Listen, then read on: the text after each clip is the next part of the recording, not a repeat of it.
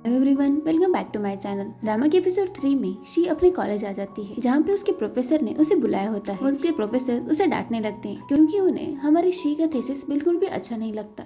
और वहाँ पे जियांगजू भी होता है और उसके सामने प्रोफेसर से डांट खाते हुए शी को काफी एम्बेरस फील हो रहा होता है, लेकिन फिर भी शी कुछ भी नहीं बोलती। तभी प्रोफेसर बोलने लगते हैं, अगर तुम इसी तरह थीसिस लिखोगी तो तुम इस बार पास नहीं हो पाओगी। तभी जियांगजू हमारी शी की साइड लेके प्रोफेसर से बात करता है और वो बोलने लगता है, आप शी को एक और चांस दे दीजिए।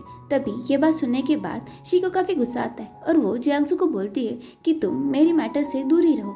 उसके वजह से प्रोफेसर को और भी ज्यादा गुस्सा आ जाता है और वो शी को बोलने लगते हैं, तुम अपने सीनियर से कैसे बात कर रही हो, और वैसे भी जियांगजू तुम्हारे लिए बात कर रहा है और फिर भी तुम उसे थैंक यू बोलने के अलावा इस तरीके से गुस्से से बात कर रही हो। और वो और भी ज्यादा शी को डांटने लगते हैं और वो बोल देते हैं कि मैं जियांगजू की वजह से तुम्हें एक और चांस दे रहा हूँ और इसीलिए अगली बार अपनी थीसिस काफी अच्छे से लिख के आना।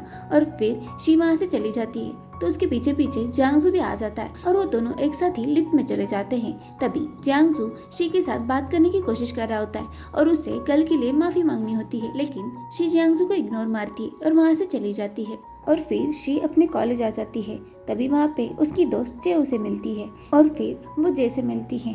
कल रात जे डिनर पार्टी में नहीं आ चुकी थी और इसीलिए जे को शी से माफी मांगनी होती है और वो शी से माफी मांग लेती है। लेकिन तभी जे शियान की साइड लेके शी से बात करने लगती है कि शियान का ऐसा कोई भी इरादा नहीं था कि तुम्हें झूठा साबित करने का, और वैसे भी वो तुम्हारे लिए ऐसे बुरा नहीं सोचती। तभी शी उसे बोल देती है कि तुम्हें जितना शियान अच्छी लग रही है वो इतनी है नहीं, और वैसे भी शियान हर बार मुझ पे कोई भी इल्जाम लगाती है। अगर हम दोस्त हैं तो उसे थोड़ा तो ट्रस्ट करना चाहिए। और वो जे को बोलती है, जबकि शियान को पता था कि मैं जियांगजू को लाइक करती हूँ और मैं प्रपोज करने वाली हूँ, फिर भी शियान ने मुझे नहीं बताया कि उसकी और जियांगजू की बचपन में ही शादी तय हो चुकी है और उनके पेरेंट्स उनकी शादी करवाने वाले हैं। और उसे पता था कि मैं उसे प्रपोज कर रही हूँ, फिर भी उसने मुझे नहीं रोका। इसी से पता चल जाता है कि शियान इतनी भी अच्छी नहीं है जितनी वो दिखा रही है। और वो अपनी बात बोल के वहाँ से चली जाती है। तभी जे भी सोच में पड़ जाती है। फिर शी अपने भाई रियो के घर आ जाती है, जहाँ पे वो दोनों ही बैठ के पढ़ाई कर रहे होते हैं। तभी शी को जियांगजू का कॉल आ जाता है और वो बोलता है कि तुम एक बार अपना ईमेल चेक कर लो। तभी शी अपना ईमेल चेक कर लेती है। तभी वो देखती है तो वहाँ पे उसके थीसिस के रिलेटेड काफी सारे मटेरियल्स जियांगजू ने उसे भेजे होते हैं। और ये देख के उसे समझ नहीं आ रहा होता आखिरकार जियांगजू ये सब कुछ क्यों कर रहा है। फिर इसीलिए थोड़ी देर बाद शी जियांगजू को कॉल करती है।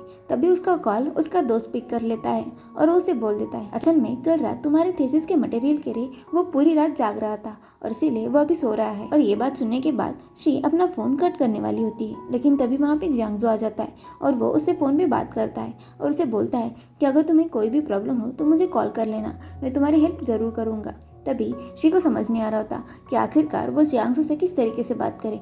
और वैसे भी वो जियांगजू से काफी नाराज थी क्योंकि वो दोनों काफी साल से फ्रेंड्स थे, लेकिन फिर भी उसने शियान की वजह से हमारे शी पे शक किया होता है और इसीलिए हमारे शी का दिल काफी ज्यादा टूट चुका था और इसीलिए वो जियांगजू से काफी ज्यादा बात नहीं करती और फिर वो कॉल कट कर देती है। और फिर उन थीसिस के मटेरियल से हेल्प लेके शी अपना थीसिस कंप्लीट कर लेती है और दूसरे दिन वो अपना थीसिस दिखाने के लिए प्रोफेसर के पास आ जाती है। तभी प्रोफेसर उस थीसिस को देख लेते हैं और उन्हें वो थीसिस काफी अच्छा लगता है और वो शी की काफी ज्यादा तारीफ करते हैं, जिसकी वजह से शी को भी काफी अच्छा लगता है। और फिर वो कॉलेज में घूमने लगती है। तभी उसकी नजर ग्रेजुएशन डे के सेलिब्रेशन के ऊपर चली जाती है। असल में कुछ ही दिनों में शी के कॉलेज के डेज खत्म होने वाले थे और सारे फ्रेंड्स एक दूसरे को छोड़ के जाने वाले थे। वो काफी ज्यादा इमोशनल हो चुकी होती है। और फिर कुछ दिन बाद शी अपने भाई रियो को एग्जाम के लिए छोड़ने के लिए आ जाती है। तभी उसे अपने भाई के एग्जाम के लिए काफी टेंशन हो रही होती है, लेकिन उसका भाई तो काफी ज्यादा कूल होता है और वो तो अपने एग्जाम के बाद यूरोप जाने का सोच रहा होता है। और इसीलिए वो शी को दिखाता है और उसे बोलता है कि हम दोनों मेरे एग्जाम खत्म होने के बाद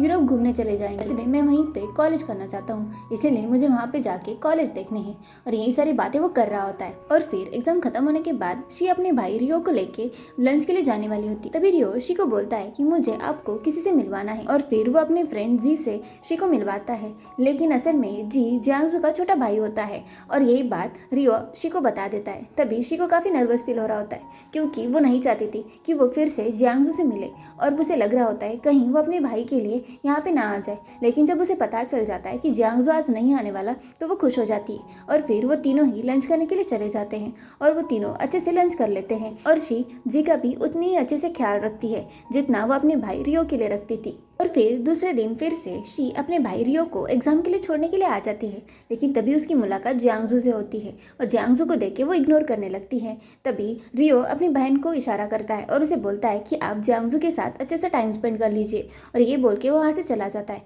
और उसके जाने के बाद जियांगजू शी को बोलता है कि चलो हम कुछ खाने चलते हैं, और फिर उसे लेके एक कैफे आ जाता है। तभी वो दोनों ही एक दूसरे के सामने होते हैं लेकिन कुछ भी बात नहीं करते, क्योंकि शी नहीं चाहती थी कि शियान को ये बात पता चले और फिर से वो कॉलेज में कुछ उसके बारे में बुरी बातें करे, और इसीलिए शी जियांगजू से डिस्टेंस मेंटेन कर रही होती है। और तभी जियांगजू उसे माफी मांग लेता है और उसे बोलता है कि मुझे तुम पे शक नहीं करना चाहिए था और इसीलिए मुझे माफ कर दो।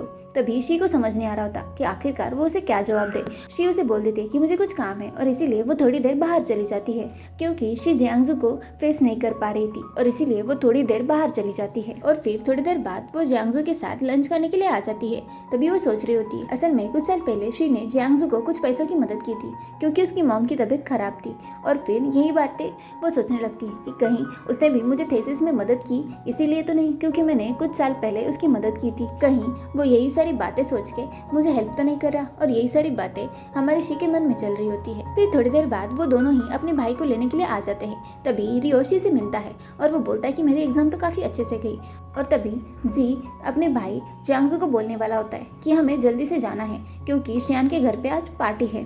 लेकिन ये सारी बातें जियांगजू नहीं चाहता था कि शी सुन ले, लेकिन तब तक तो शी और रियो वहाँ से चले जाते हैं। और फिर जी का भाई जियांगजू को बोलता है कि चलो हम चले जाते हैं। फिर वो दोनों ही वहाँ से चले जाते हैं। रियो और शी घर जा रहे होते हैं। तभी शी का मूड देख के रियो को काफी बुरा लग रहा होता है, लेकिन वो समझ चुका होता है कि जियांगजू और शी कभी भी एक साथ नहीं आ सकते, और वो अपनी बहन को खुश देखना चाहता था और इसीलिए वो उससे बातें करने लगता है। और कुछ दिन बाद शी का एक थीसिस के रिलेटेड प्रेजेंटेशन होता है। तभी काफी लोग वहाँ पे आ चुके होते हैं और तभी जियांगजू भी वहाँ पे आ जाता है, क्योंकि उसे शी का प्रेजेंटेशन देखना था और इसीलिए वो वहाँ पे आ जाता है और उसका प्रेजेंटेशन काफी अच्छे से हो जाता है। शी हॉस्टल आ जाती है। तभी उसकी दोस्त जे उसे बोलती है कि मुझे तुमसे कुछ बात करनी है, और फिर वो दोनों ही बात करने लगते हैं। तभी जे उसे बोल देती है कि मुझे माफ कर देना, जब पिछली बार तुमने मुझसे बात की तभी मुझे रियलाइज हुआ कि मैं शियान का फ्रेंड बनते बनते मैंने भूल ही गई कि मैं तुम्हारी भी फ्रेंड हूँ और मैंने तुम्हारे साथ काफ़ी गलत किया, इसीलिए मुझे माफ़ कर दो। और वो अपनी पहले की सारी गलतियों के लिए उसे माफ़ी मांग लेती है।